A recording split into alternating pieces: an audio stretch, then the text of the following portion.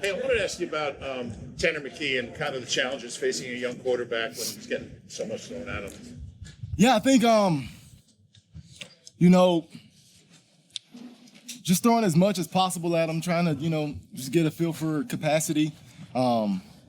It's always very difficult learning a new system, and I think one of the things that ends up happening is especially if you've been in the college system for 4 years of trying to say, okay, this concept is how we called it here, and just translating the language.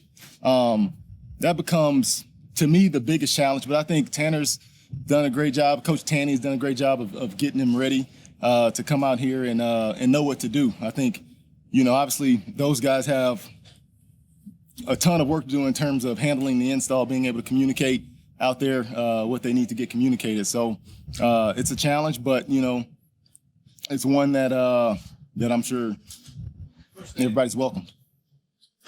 First thing, pads. Things change a little bit. Yeah, for sure.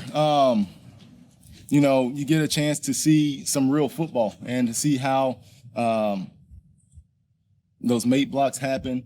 You get a chance to see a little bit of perimeter blocking. So, there are some things that'll go on with pads that we haven't had the first couple or three practices that we've had, but everybody's excited to get out here and get started. It stood out to Kelsey that you spent time in the O-line meeting room. Mm-hmm. He said that's something that stands out in the court and OC. Why did you do that? What was behind it? Well, I think that for me, the difference in this league and in college is when you were the coordinator in college, you coached a position. So, having that ability to be able to kind of spread your time out. And, it's one of our main core values is connecting, so Coach Sirianni always preaches that, and it's not just a sign that we have on the wall. I think we got to be really intentional about it and just get a global view of what the offense needs. And I think it's really important, that you see not only like the picture, but you see the puzzle as well, and how those pieces all fit together. And I just like, I like going in that room and listening to Stout teach. I think he's one of the best teachers in the world. And that room has a lot of experience and a lot of knowledge. And, I just try to soak some of that up. Are there things you learn in that room that sort of change the way that you think about designing out? Well, I think you just get a feel for just different strengths and stresses. I think managing that is something that's really, really important. Is we have 11 different positions out there, and and each call has a strength and each call has a stress, and just understanding just the intricacies and the details of how that flows in each position, I think is vital. 4 days in the camp, how's Jalen Hurts doing? Jay just continues to improve. He has a great demeanor about himself. He comes out here eager to learn, eager to get better. And I think just having that experience and understanding, seeing things and hearing things for the third year now, I think that just speeds up the process. What's your relationship with Yeah, Marcus has been great to be around. I think he has a very unique experience in this league as well. And anytime that, you spend so much time in the building with these guys and they spend so much time together in the quarterback meetings, I think just being able to share that information, share knowledge is really important to the development of the position. We've seen Trey Sermon working with the first team, and Nick's spoken highly of him.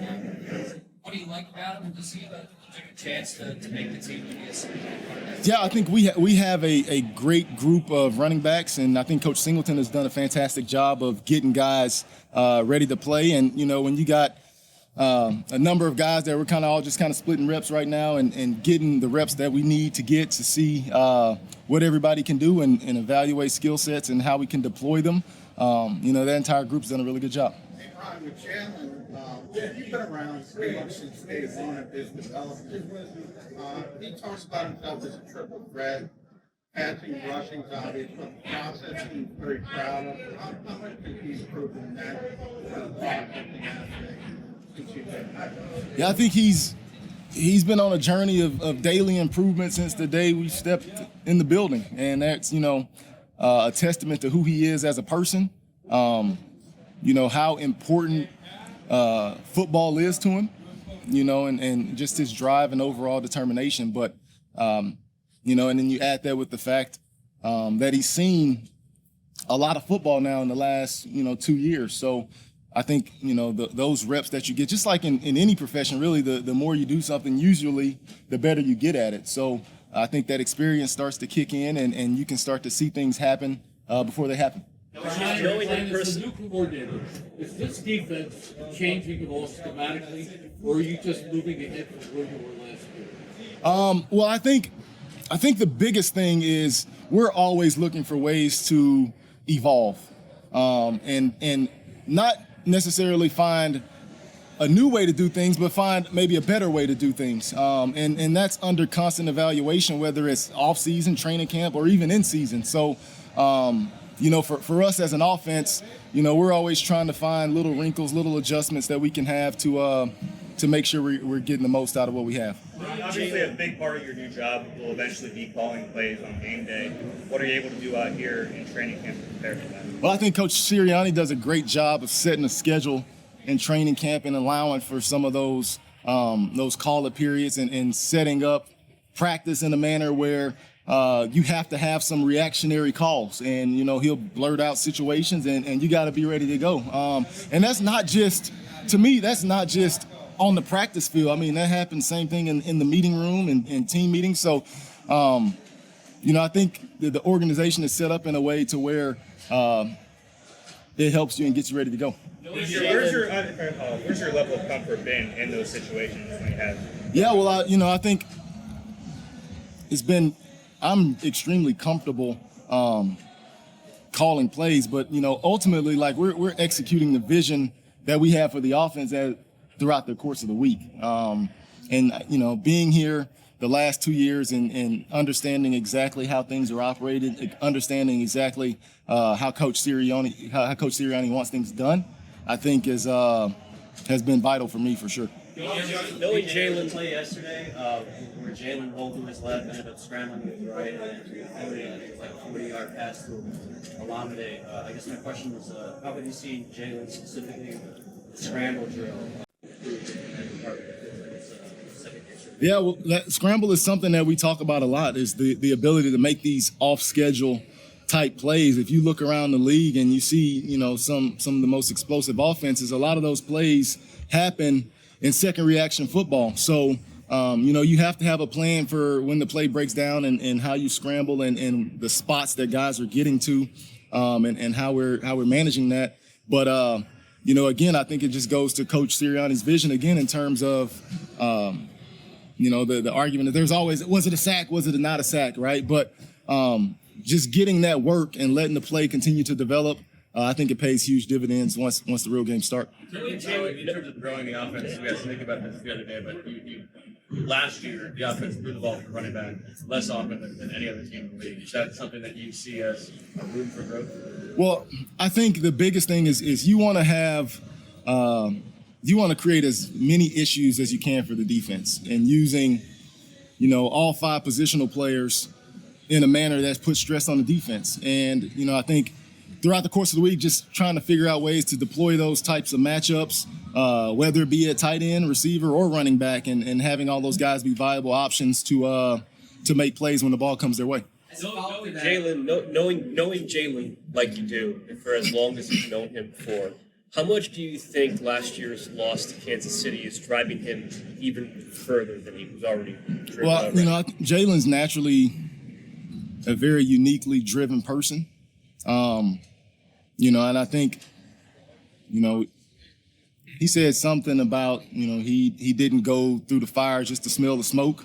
And, so I think that just kind of throws another log on a very, very hot fire that's burning internally already. So, I have no concerns about that with Jay at all. Coach, you were the running backs catching the ball. That was a big part of your offense at Florida. Was that personnel driven or philosophical?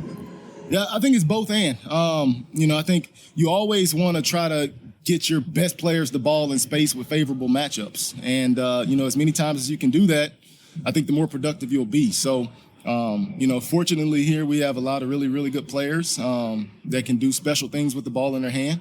And, we just got to find ways to get it to them uniquely. Ryan, every year when you call plays on the college level, like, how much of it did you do? And A lot. So my comfort level with calling plays is very, very comfortable in terms of just seeing the game and being able to set different things up. But again, I think it just goes to, what people may not often realize is a lot of that work is done during the week, and it's always really, really collective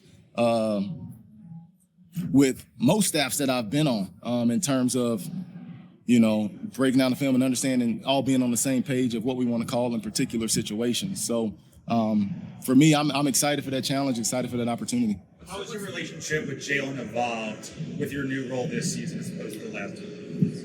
Yeah, I think we have a great relationship, and it's just continuing to evolve in terms of being able to have constant communication in terms of what we're seeing in real time on the field. And I think that's something that we will continue to develop and continue to grow, as the season moves along. What have you seen from you guys prepare for defenses taking away specific successful plays that you guys had last year, for instance, the QC, the draw play, without knowing exactly how they're going to counter it? Well, I think that's part of our studies in terms of what we're doing in the offseason to try to find new wrinkles and evolve and complement the offense in a way that could be successful. So, like I said earlier, we're always looking for ways to do something better or ways to evolve and not be stagnant.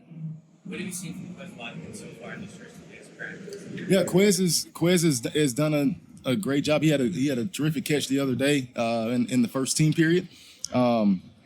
He's highly, highly motivated. He's obviously very, very talented.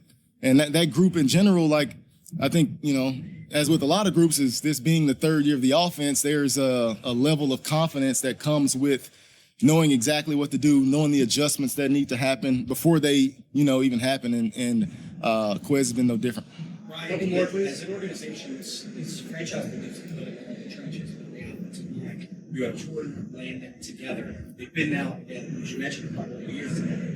How has that level of confidence grown in your mind and in the this year? Yeah, I think it provides just a ton of confidence, when you play next to a guy for and get as many reps next to a guy for as long as they have, just the intricacies of understanding exactly, how they want to mate block things and how they pass off games and things of that nature that show up throughout the course of a game and throughout the course of a season. I think that continuity usually bodes well. You talk about familiarity with the offense. A guy like Quez, how about Deion Kane had some time here previously? I mean, have you seen any change in the way he approaches the game this year? Yeah, and some things have changed throughout the course of last season since Deion was here. So the bones of it are still the same, but he came in probably with a higher base level than someone that has never been exposed to what we do on offense. So but there's still a challenge to continue to develop, continue to evolve as the offense evolves. When it came to them, what's going to take for somebody to stand out playing behind Dallas Goedert? What's going to expect from the offense? Yeah, well, I think Coach Michael does a fantastic job of getting that group ready to go and being very versatile and interchangeable with how we deploy them and get them the reps that they need. I think playing tight end, particularly here behind Dallas, you get a chance to see one of the best guys in the NFL do it at a high level. So, anytime you can have that reference point, I think it really helps your game.